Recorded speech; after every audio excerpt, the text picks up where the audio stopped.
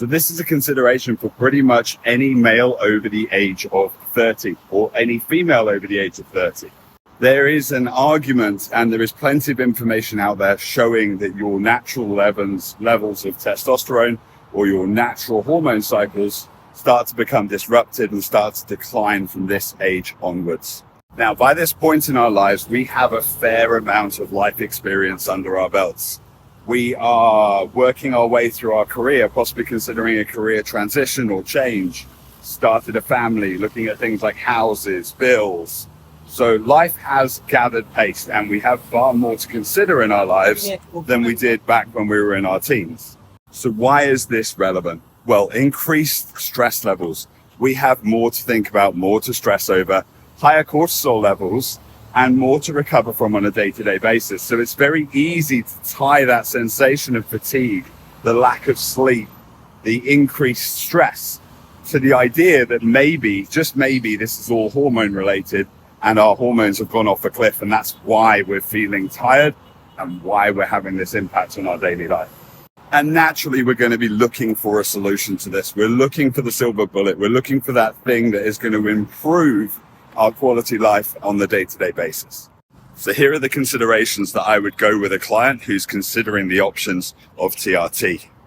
First up, are we covering the basics? Are we doing everything that we can to optimize our natural testosterone production, our energy levels on a day-to-day basis, and looking after our bodies and mind to make sure that our general mood and feel is the best it can be with what we have at our disposal right now? Are we looking at and are we honest with ourselves about our sleep patterns? Are we getting enough sleep?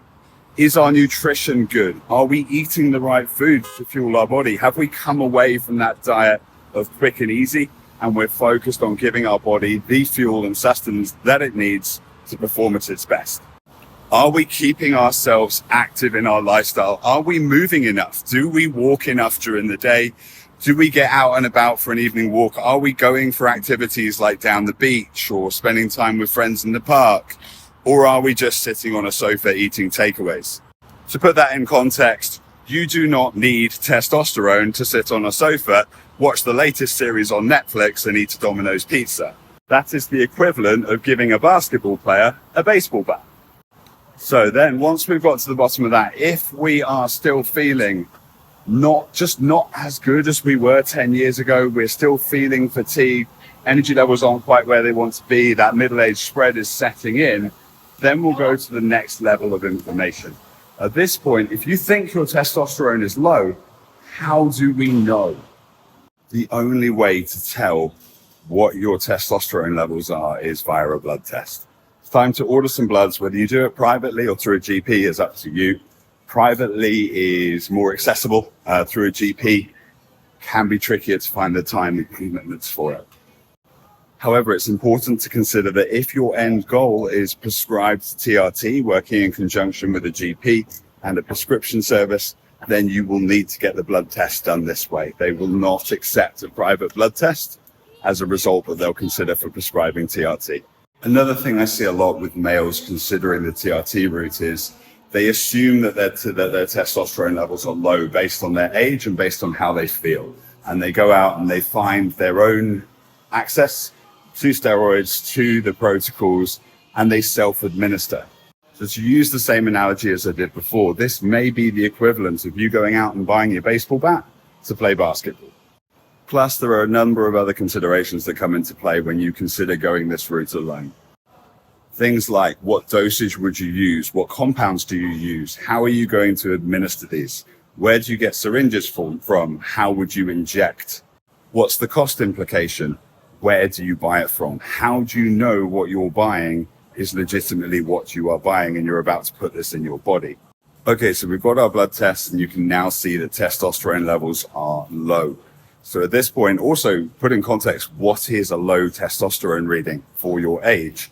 Is it within normal range, but at the lower end? Is it under normal range? What is considered low? So now that we're at a point where you've done everything you can naturally with lifestyle changes, nutritional changes to maximize your natural testosterone production, you've got the blood tests that show that your testosterone levels are at the lower end of normal or underneath the normal range. you are now at a stage to consider your options for TRT. If you're being supported by a GP in the process, they will talk you through the next steps and give you the guidance you need to follow that through the prescription line. If you've decided to go it alone, you've got a number of other considerations to take into account now. You will need to think carefully about what you are looking to achieve from the TRT. What results are you looking for? What is going to make you happy with the outcome? You're going to need to look at the costs, the ongoing costs of repeated blood tests if you've decided to go it alone route, or the risks to long-term health. What are the impacts of these? What is the impact of having to inject yourself regularly with exogenic testosterone for the long term? To add confusion to the matter, we have the bodybuilding sites, the social media channels churning out terms like sports TRT. So what does sports TRT mean?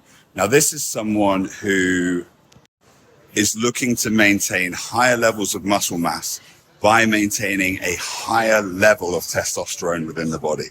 So they're looking at right at the top end of natural range, possibly even just above it.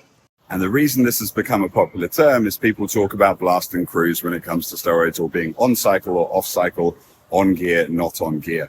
This term, sports TRT, has created that gray area where people are more comfortable saying sports TRT than they're on a small cycle of steroids.